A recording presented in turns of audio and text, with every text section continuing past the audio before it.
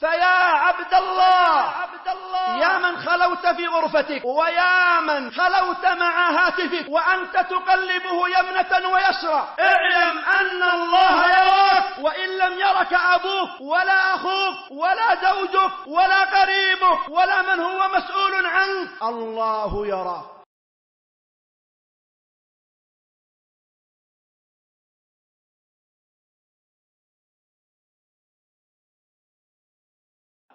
معاشر المسلمين، مهما كانت التطورات ومهما كانت الأحداث ومهما كانت التكنولوجيا، فالمسلم مسلم يعتز بدينه ويحافظ على عبادة ربه ويصون ديانته ويراقب الله عز وجل في السر والعلن.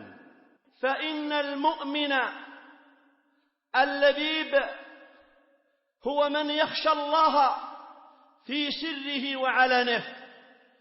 قال الله عن صفة أهل الألباب: ويخشون ربهم ويخافون سوء الحساب.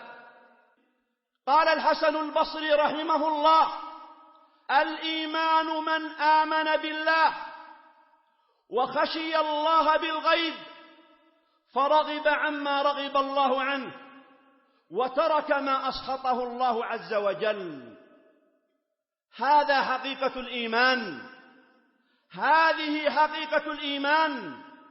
ووصف الله أهل الجنة فقال في أوصافهم: من خشي الرحمن بالغيب وجاء بقلب منيب.